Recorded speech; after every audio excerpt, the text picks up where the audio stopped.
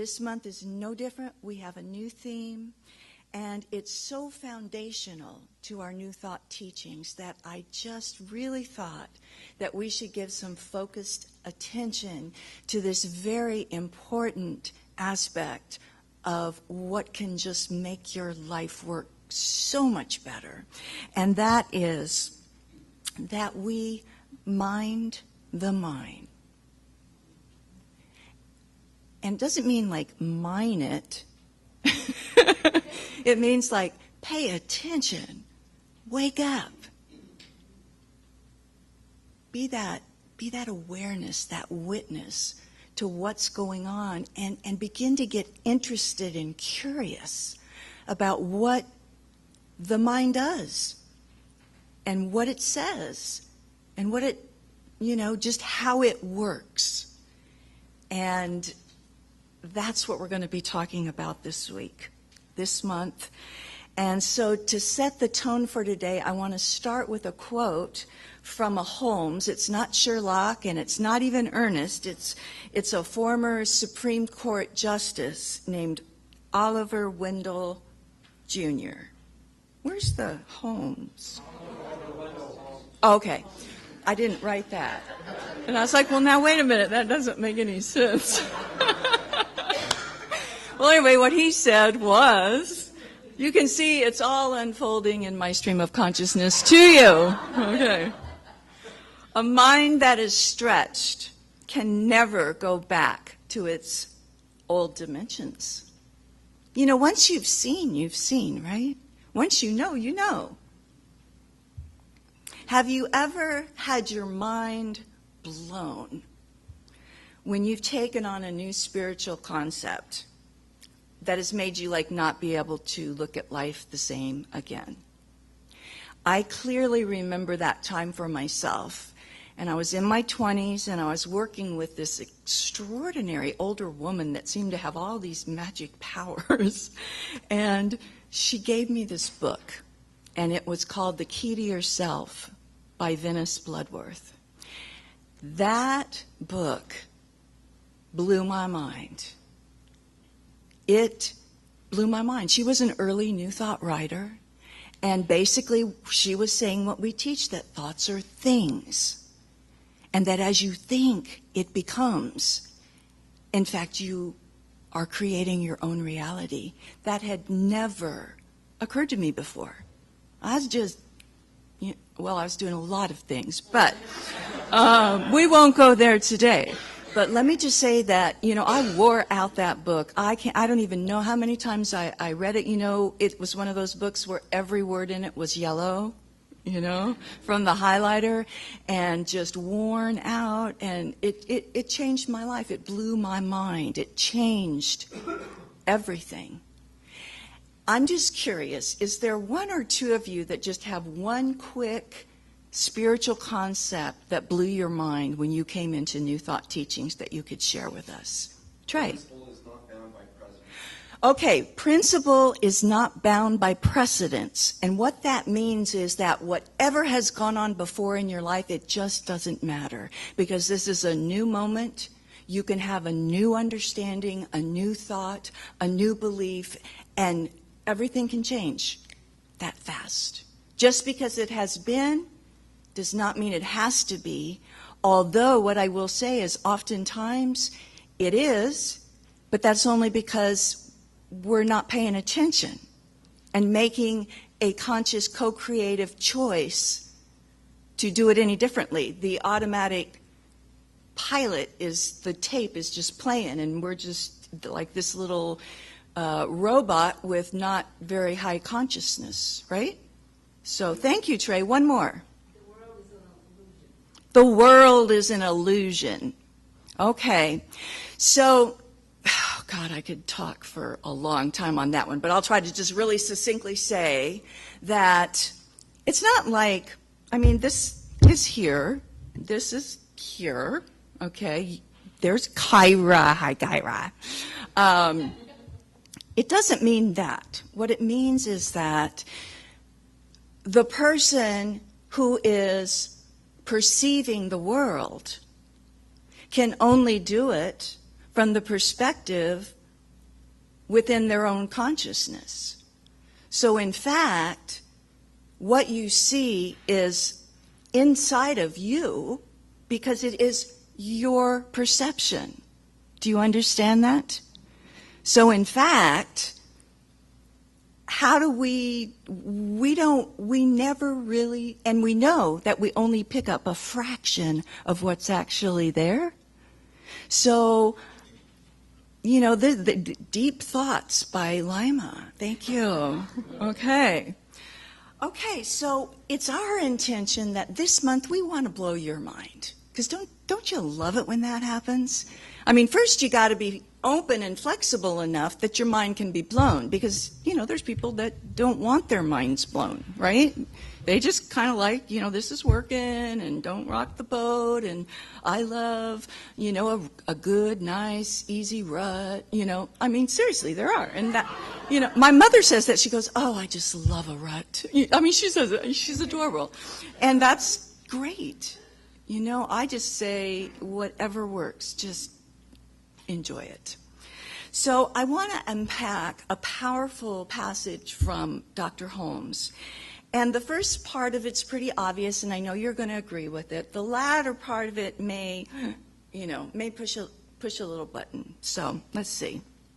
So he says that as God's thought makes worlds and peoples it with living things, so our thought makes our world, what we just talked about, and peoples it with our experiences. So the activity of our thought, as that happens, things come into our life, and we are limited only because we haven't known the truth. So how powerful is that? I mean, really, the implications of the fact that you are creating your reality are astounding. I create my own reality. You create your own reality. Say that. I create my own reality. I create my own reality. Yeah, you do. Charles Fillmore in Atom Smashing Power of Mind says, to be ignorant of mind and its laws is to be a child playing with fire, or a man manipulating powerful chemicals that has no idea their relation to one another. This is universally true. And all who are not learning about mind are in danger, because all are dealing with the great cause from which springs forth all conditions that appear in the lives of men and women.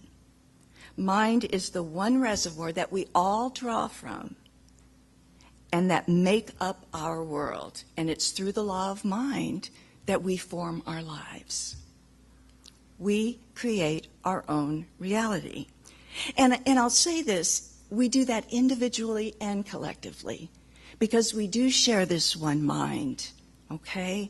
So that's why it's so important to be so aware, because it's easy to fall into race-conscious mind on different things. I mean, that's what happened to us as children and how we became conditioned. And, and there's some wonderful things about that because it helped us know how to navigate this dimension.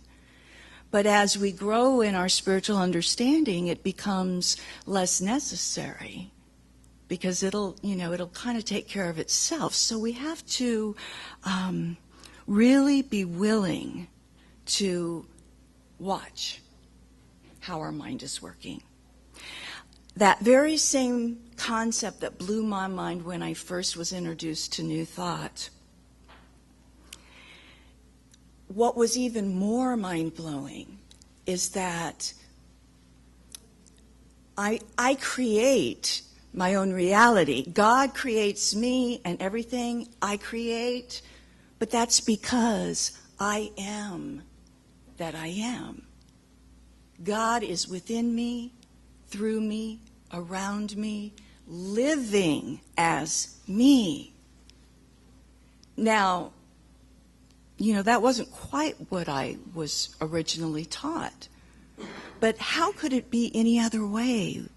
You're made in the image and likeness. That God seed that is in you. So you are that. How could it be other than that? So to continue Holmes' quote, he says, we have thought that outside things controlled us.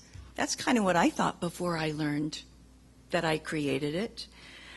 When all the time we have had within us that which could have changed everything and given us freedom from bondage.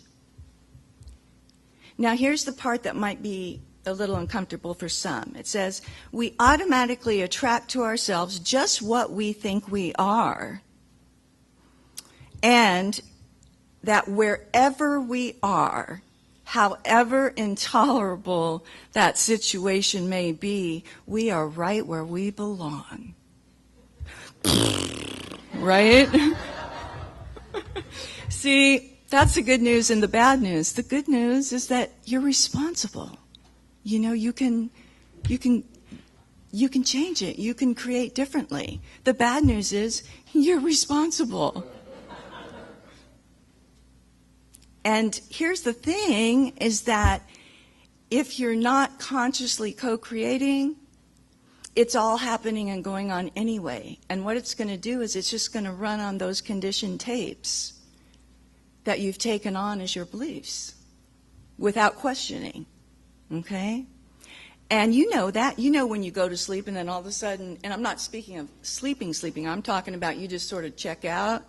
And then all of a sudden you're like in a pile of, it's like, oh, you know, why? I remember this kind of situation when I was 14, you know. Well, that's what's going on. Those, you know, it just continues. Consciousness creates. It just continues to work. But the good news is you can have intention. With your intention, you can direct it with your awareness, your conscious awareness. Does that make sense? Excellent. Okay. A child once defined gravity as God at the center of the earth who keeps people right side up when the world is upside down. Isn't that a great definition?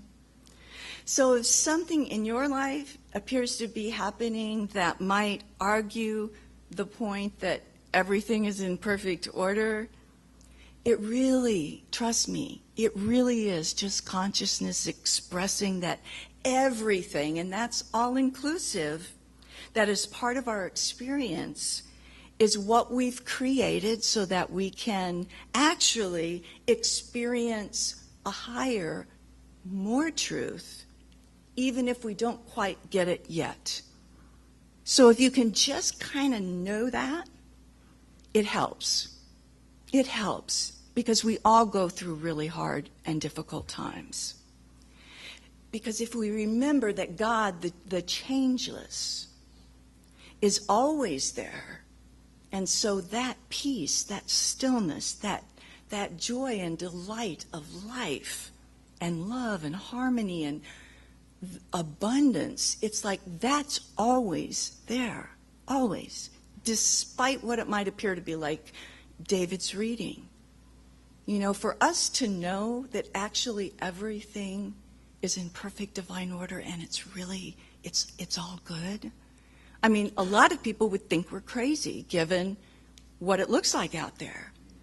Okay? But what we do as religious scientists is we know the deeper truth. And that's changing the world. When you change your consciousness, you are affecting the collective consciousness, and a transformation is happening. I can feel it. I know it. And so do you.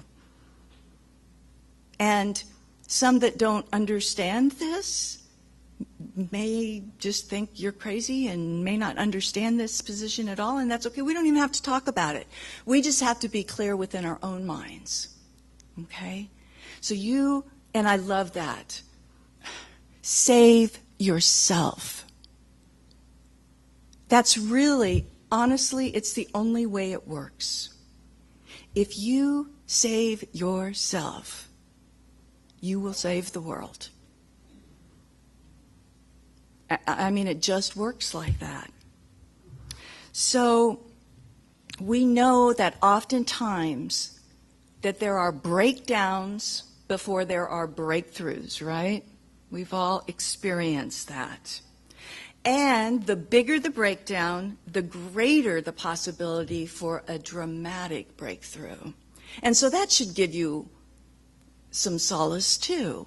God, this is like the worst thing I've ever gone through, but oh my God, it's going to be amazing. You know what I mean? Just to kind of know these things, and if you've lived long enough, you've sort of seen it, and you have the experience of that, because life is always doing this, but if we can do this in the midst of it, that's the sweet spot.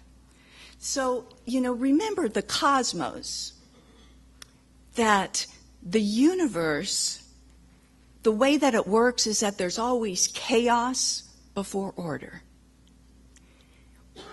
We are just like the universe. In fact, we are we are stardust.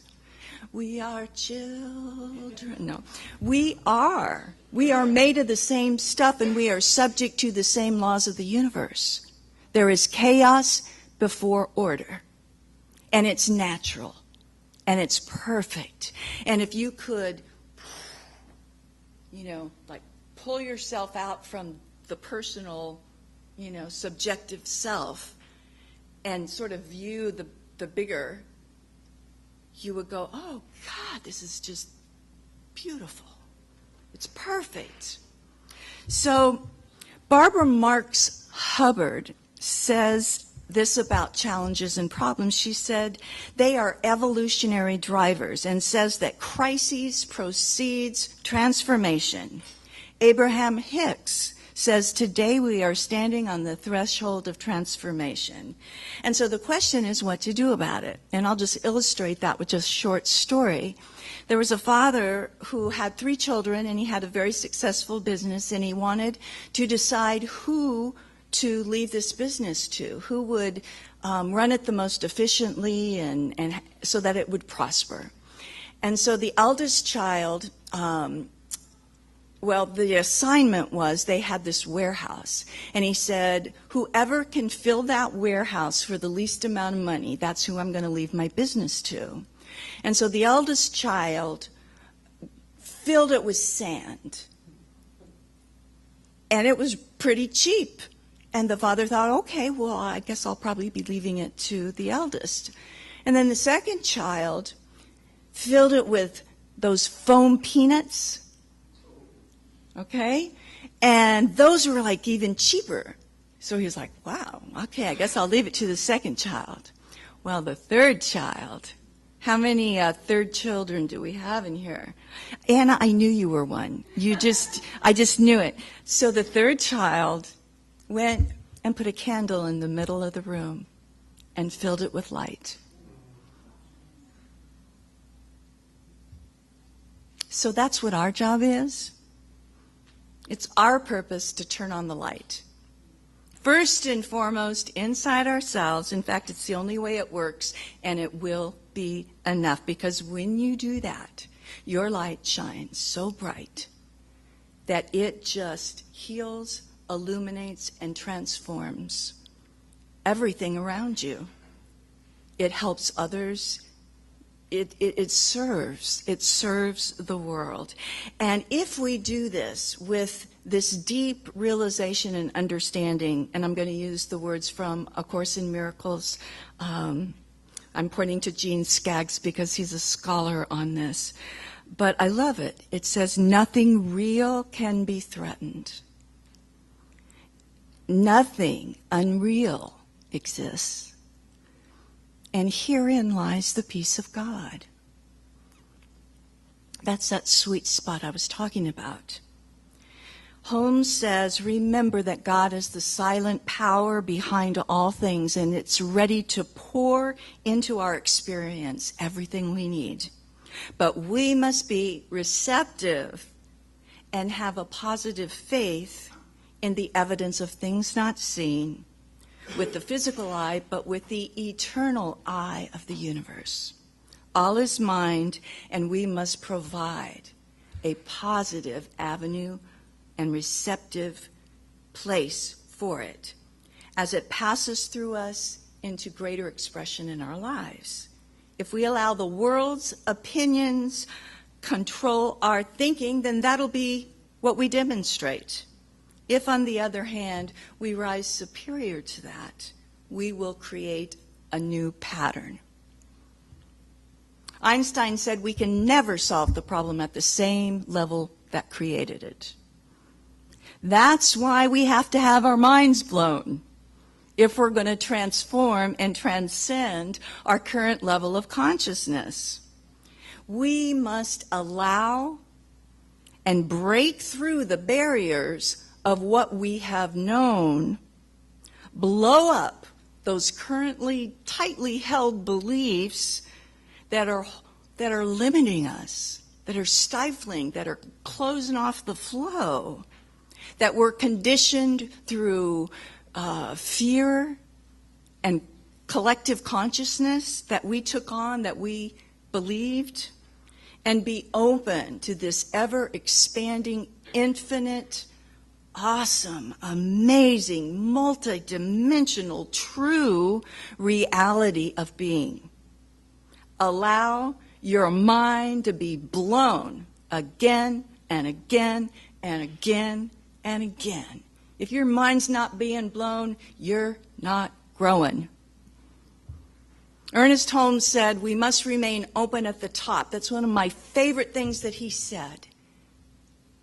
He didn't say, here's the ultimate truth, I'm the ultimate authority, this is the way it is. Okay, he said, be open. Be open at the top, always. And what this means to me is that we are open to question the conclusions we have come to believe about ourselves, about other people, about the way life works, and about God.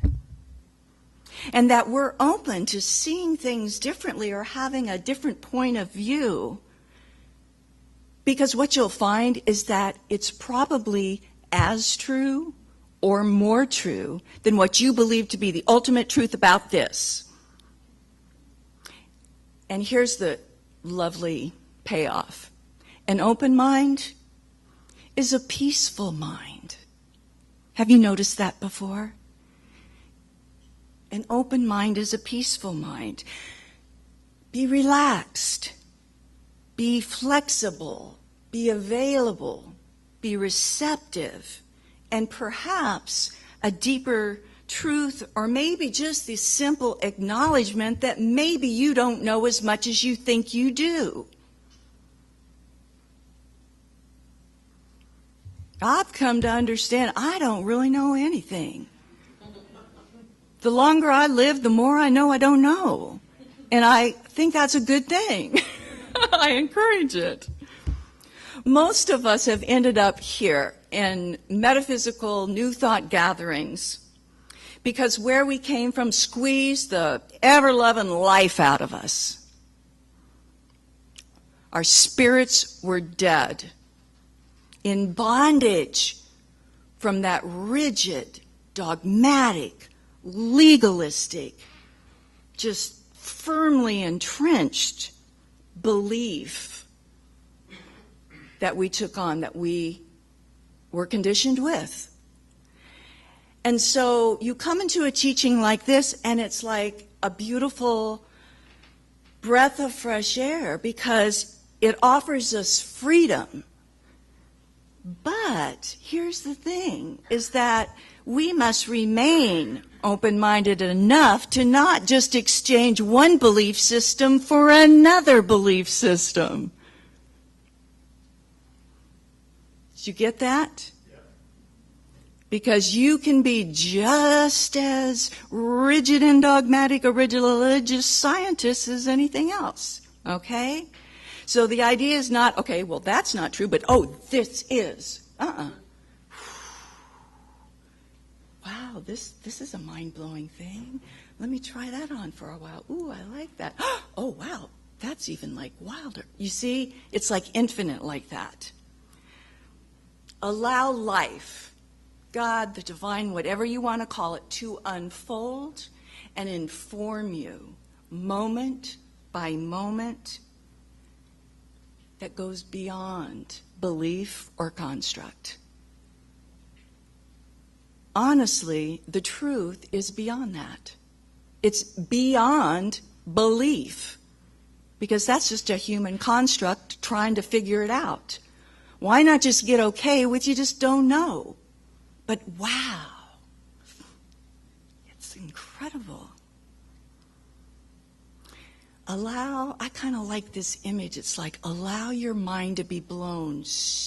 After it's been blown and blown and blown enough, it's just like, and then all of a sudden this pieces of mind just sort of fall right into the heart. And that's a good place for the mind to be, where it's a part of that greater intelligence, that loving energy of life itself, that core of God's stuff, where you begin to hear that voice, that still small voice of love of God, speaking from the heart, not just the tapes running. So when we allow that, that is when we will truly live in a way that we are happy, joyous, free, doing what we love, using our gifts, being connected to people, and loving our life and being of service. And so I just know that that's what we're doing here. That's what we're doing here, and reminding ourselves that that's what it's about. Thank you, and so it is.